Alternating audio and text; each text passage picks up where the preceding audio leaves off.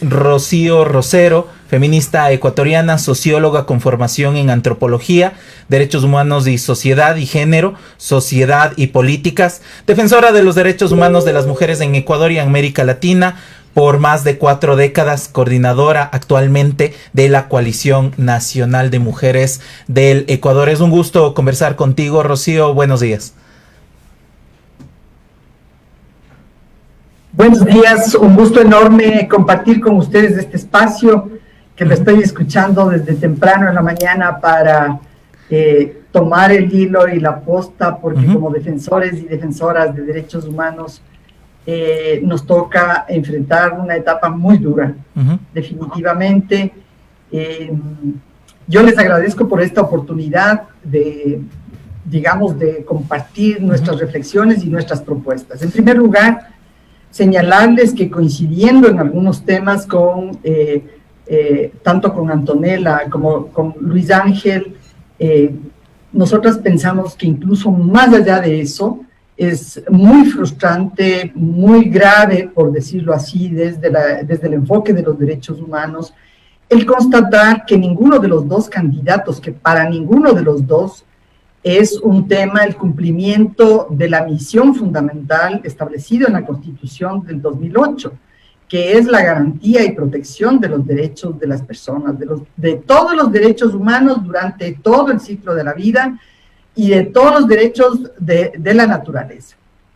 Esto ni siquiera es un tema que está en la agenda de ninguno de los dos candidatos, es decir, el cumplimiento de las obligaciones en ese rol que tiene el Estado de garante y protector, de donde se deriva todo, en buena cuenta.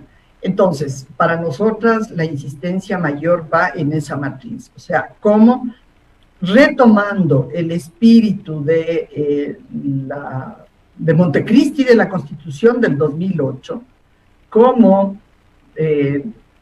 jalonamos hacia que las nuevas autoridades del país, y no solo las nuevas autoridades, porque en realidad nosotras estamos planteando un pacto fiscal que se llama un pacto justo por ellas, que también involucra a las otras funciones del Estado, que involucra al legislativo, que involucra a la función judicial, porque hay hay un conjunto de obligaciones en cadena, en red, que tienen que cumplir las distintas instituciones del Estado en materia de garantía y protección de derechos. Ese tema, una de las constantes demandas desde la Coalición Nacional de Mujeres del Ecuador es la falta de presupuesto para la implementación de la política pública en favor de las mujeres. Y han propuesto, lo que mencionabas hace unos segundos, un pacto fiscal. Sabemos que tienen también hoy por la mañana una rueda de prensa sobre este tema para garantizar que esos fondos lleguen y se pueda viabilizar programas, se puede implementar desde las instituciones del Estado este tema de prevenir y eliminar la violencia de género y también avanzar en los derechos de las mujeres y de la ciudadanía con una visión, ¿no es cierto?, integral, una visión de género. Entonces, después de escuchar el debate y las propuestas que tienen los candidatos de entregar tarjetas, bonos, créditos, Rocío, ¿cree que alguno de ellos considere este pacto fiscal que ustedes están proponiendo? Bueno, mira, no hay, digamos, los candidatos, ninguno de los dos ha asumido el pacto fiscal. Yo creo que el tiempo no les da ni para leer ningún mensaje, que sus equipos de campaña terminan simplificando los temas de los derechos de las mujeres a 3 frases. Y también manifiestan un desconocimiento de los candidatos de lo que es la estructura del Estado y los roles que están llamados a desempeñar en una vez en funciones como autoridades. Entonces, por ejemplo, se habla de una defensoría de la mujer. Hay una defensoría del pueblo en donde hay una defensoría adjunta de la mujer que tiene que ser fortalecida, pero esa no es una cuestión que tiene que hacer el Ejecutivo, no es el presidente electo. Es decir, para nosotros es súper importante que la Defensoría del Pueblo fortalezca su acción en su rol de ombudsman, de vigilante, el cumplimiento de los derechos. Y en materia de la ley de prevención y erradicación de la violencia, la Defensoría del Pueblo tiene un rol específico que es el seguimiento de lo que ocurre con las medidas de protección en todo el territorio del país. De manera que quiero decir que lamentablemente los temas de la agenda nacional de las mujeres levantada durante todo este año 2020 para presentar al Comité CEDAW como una evaluación de la actuación del Estado ecuatoriano, tanto durante los últimos 5 años como durante el periodo de la pandemia, lamentablemente no han sido retomadas por los candidatos, y nosotras no vamos a dejar de insistir porque pensamos que en esta situación de crisis fiscal está absolutamente claro que la expectativa o la apuesta de los dos candidatos es continuar con el modelo extractivo, lo cual digamos, sostiene, multiplica las condiciones estructurales de violencia. Y esto tiene consecuencias, como han señalado mis dos antecesores de la palabra, genera un conjunto de consecuencias en la vida cotidiana de las comunidades, de los pueblos y de los territorios. Pero yo agrego una dimensión que también es muy importante, que es cómo estas violencias estructurales se manifiestan en los cuerpos, en los territorios de las mujeres. Las niñas y las mujeres de las comunidades de zonas extractivas son víctimas de las formas más extremas de violencias y que se dan en todos los ámbitos. Se da en el ámbito de la producción extractiva, se da en el ámbito de la familia y de la propia comunidad, porque se instalan unas lógicas de violencia estructural, de despojo, en donde la naturalización de todas esas violencias se reproduce y expande todos los días.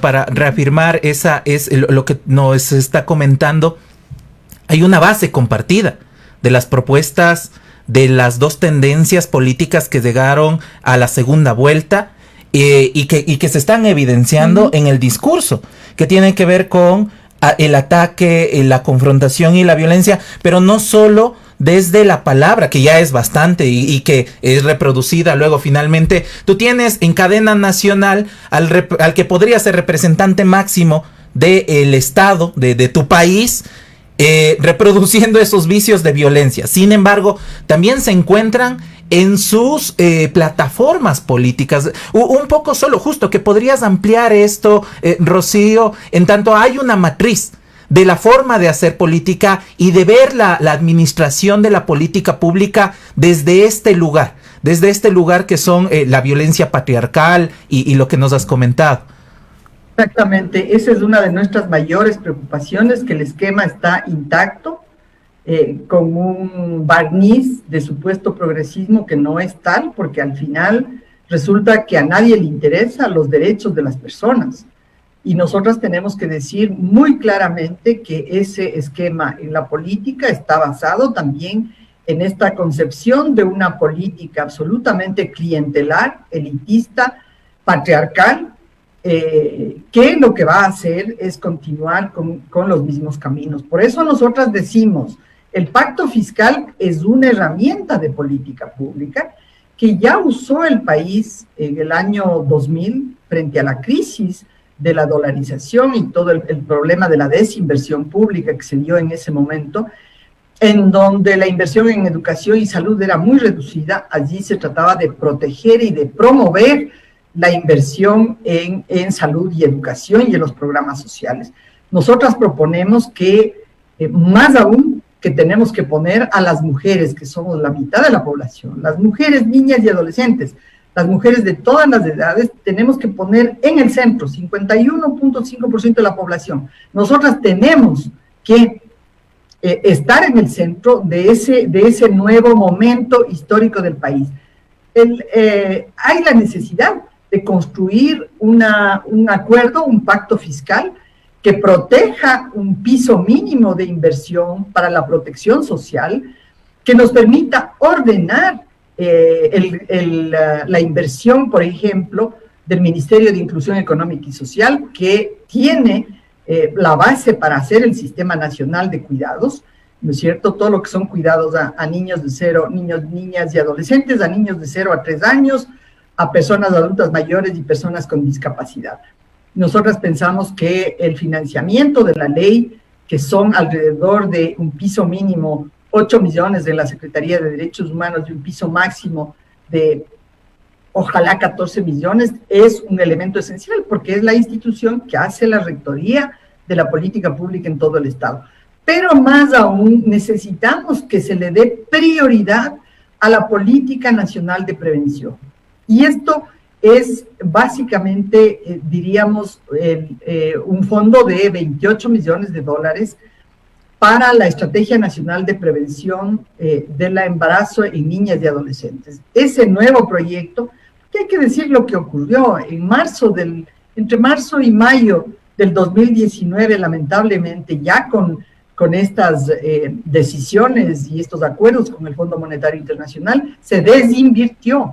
Había un proyecto de inversión fiscal que estaba orientado 18 millones para la ley, para la aplicación de la ley, y un proyecto de 16 millones para la estrategia de prevención del embarazo en niñas y adolescentes. Se quitó la prioridad de la noche a la mañana, ya no era prioridad la política social, ya no había un centavo, entonces ya no se podía llevar adelante la implementación de la ley que se supone era un compromiso presidencial.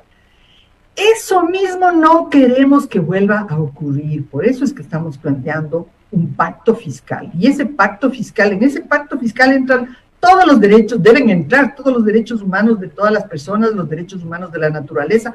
Pongamos en debate nacional, antes, a portas de la instalación efectiva del nuevo gobierno, la importancia de establecer esos parámetros del pacto fiscal que garanticen la realización de nuestros derechos. Estamos basados en el respeto a la Constitución y las leyes.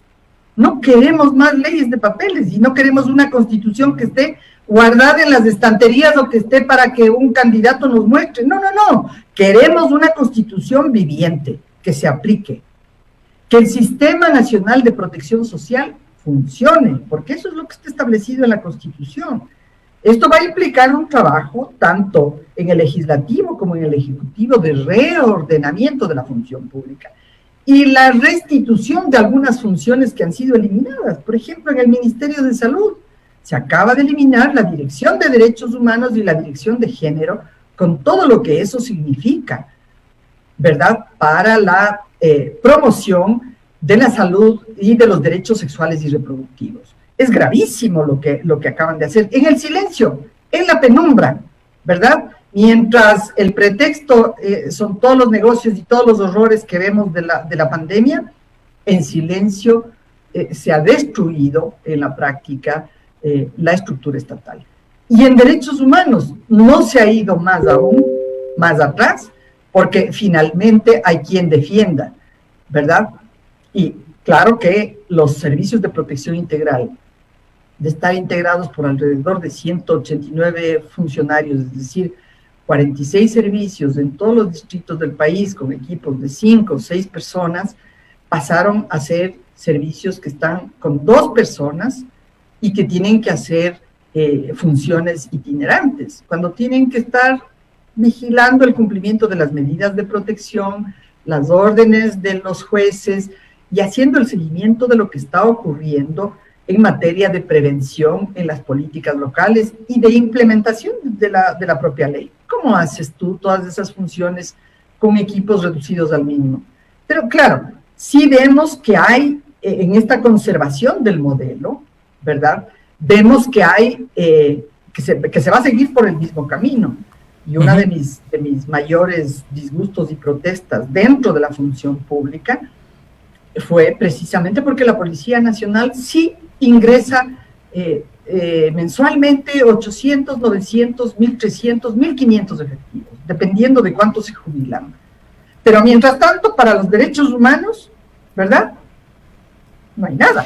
Rocío, entonces, y justo quería preguntarte por la experiencia que tú tienes dentro de la función pública, ya en el ámbito más operativo de la aplicación de la política pública. Habíamos hablado de las propuestas de los candidatos que en efecto no garantizan, no permiten una garantía integral, no abordan los temas de forma integral, ni para las mujeres, ni para las niñas, niños, peor, por ejemplo, para la población LGBTI, o al menos dinos tú, ¿qué opinas al respecto? Sin embargo, ya digamos en materia operativa, ¿qué es más fácil, qué es más sencillo, si se quiere, aplicar estas tarjetas, estos bonos, o en efecto elaborar un pacto fiscal? Tú nos explicabas que ya existen antecedentes de la aplicación de un pacto fiscal. ¿Qué es más, si se quiere, fácilmente operativo aplicar para un Estado que está, digamos, por inaugurarse, como decía Jorge? ¿Qué sería operativamente más fácil para la garantía de derechos? Es necesario, es imprescindible un pacto fiscal. Tiene que reestructurarse el presupuesto general del Estado, no solo del 2021. Necesitamos que haya ese pacto fiscal para que el presupuesto reprogramado con esta visión de protección de derechos de las personas, ese pacto fiscal para los próximos 5 o 10 años sea un pacto fiscal que esté orientado a garantizar la inversión fiscal en la protección de los derechos, del acceso a la educación, a la salud, a la renta básica, a crear el Sistema Nacional de Cuidados, a garantizar las autonomías física, económica y política de las mujeres, a que se aplique de verdad la ley de violencia, a que sigan funcionando al menos los 39 juzgados especializados y las fiscalías, que no se nos siga quitando porque se está desmembrando el Estado. Si la prioridad sigue siendo pagar la deuda, fíjense ustedes, 4.600 millones de dólares pagó en el último periodo, en el último año prácticamente, el gobierno nacional, 4.600 millones, y a la Subsecretaría de Derechos Humanos, con todo y todo, es decir, con personal, con casas de acogida, con servicios de protección integral, la inversión fue de 4.500.000, es decir, el 1%, menos del 1%. Entonces, sí necesitamos cambiar el foco, la prioridad de la política fiscal. Necesitamos que los temas del respeto a la dignidad y la vida de las mujeres pasen a ser un elemento central de la política fiscal. Y eso significa sostener los programas de emergencia social para la protección de las mujeres y las niñas.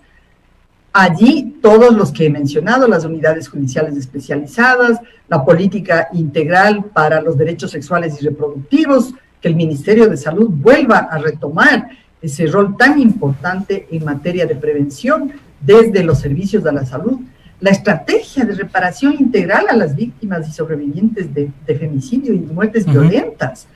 No puede seguir estando en el papel.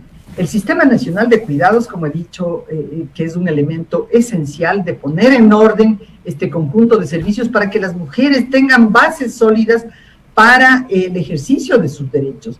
El fortalecimiento de la economía popular y solidaria, de la agroecología, de la agricultura familiar y comunitaria. ¿Cómo no vamos a tener la posibilidad de reordenar en este pacto fiscal? Claro.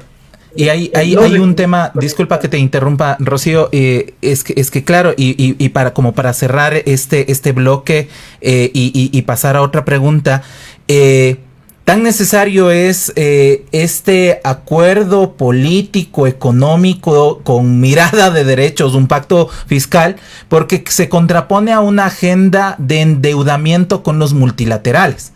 Y en específico, con el Fondo Monetario Internacional, vimos lo que es capaz la política anclada a estos organismos en medio de una pandemia, en medio de una emergencia sanitaria, humanitaria. Entonces, ¿qué nos garantizaría? O sea, si finalmente ya hay, incluso uno de los candidatos ya estuvo en Nueva York, conversando, porque estas negociaciones se van como anticipando con cualquiera de los dos candidatos, ya sea Lasso o Arauz.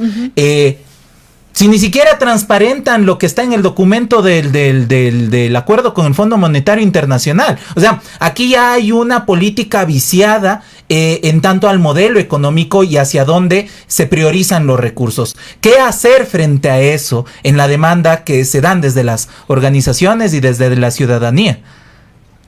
Bueno, esa es precisamente nuestra lucha en este momento y lo hacemos a través de reuniones con los candidatos. Lamentablemente solo de los candidatos nos hemos podido reunir solo con Carlos Rabascal. Siguen pendientes las reuniones y con los equipos de Rabascal y de Arauz. Sin embargo, y también con Lasso, ¿no? Con los equipos de Lasso. Sin embargo, con los candidatos mismos no, porque a la hora de la verdad ellos saben que tienen que hacer un compromiso con nosotras, que no es una cuestión de repetir un pequeño eslogan y resolver el tema lanzando 3 ideas por Twitter. No es así, no es así. La construcción de un pacto fiscal respetuoso de las garantías constitucionales implica sentarse a la mesa, hacer un proceso de unidad nacional. Yo aquí aprovecho por este medio para llamar a todas las organizaciones sociales. No tenemos otra alternativa. No podemos dejar que siga funcionando el pago de la deuda sin beneficio de inventario. Necesitamos poner orden. Necesitamos racionalizar el pago de la deuda y el endeudamiento del país. Necesitamos que el país empiece por otro rumbo, que es el respeto y la garantía de los derechos humanos de las personas. Y nosotras defendemos en primer lugar los de las mujeres y las niñas, porque la verdad es que ya no podemos más con tantos niveles de violencia. O sea, allí necesitamos un proceso social y político de concertación, de coalición múltiple, ¿no es cierto?, que tiene que darse en la arena de la instalación del nuevo gobierno. No hay otra posibilidad. Todo lo demás sería dar las espaldas y dejar que siga campeando la misma política extracción. ¿Cuál política humanitaria? Uh-huh. Y quizá ahí, de mi parte, la última pregunta, Rocío.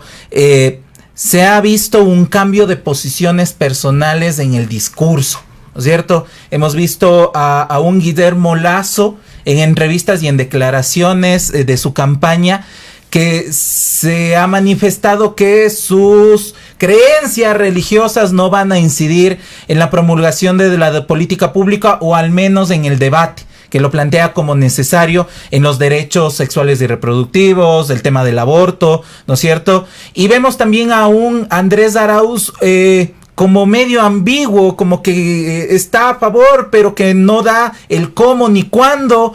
Estas posiciones personales han marcado la política de los derechos de las mujeres, cuando no debería de ser así, porque estamos en un estado laico. Sin embargo, el panorama que se viene luego del 11 de abril, se viene cuesta arriba para los derechos de las mujeres, del tema, por ejemplo, de la despenalización del aborto. Sabemos que el tema de aborto por violación está en la Corte Constitucional, pero pasa por las posiciones personales, finalmente, del futuro presidente de la República. Ni hablar de los vicepresidentes que no se han manifestado, pero que en su historial, el señor Rabascal y el señor Borrero, no tienen buenos antecedentes de la apertura hacia los derechos de las mujeres. Bueno, sí, por eso nosotras decimos que el panorama no es de lo más halagador. Sin embargo, eso no significa que vamos a seguir insistiendo. Y el tema, si bien es cierto, el tema de la Corte Constitucional es central, también la Asamblea Nacional tiene en sus manos en este momento el Código de Protección Integral de Niños, Niñas y Adolescentes, en donde está el tema de aborto por violación para niñas y adolescentes. Y ese es un tema que es fundamental. Esta sociedad no puede definitivamente estar regida por las creencias personales de los gobernantes. O sea, necesitamos actuar. También ahí hay la necesidad de aplicar la Constitución, ética laica.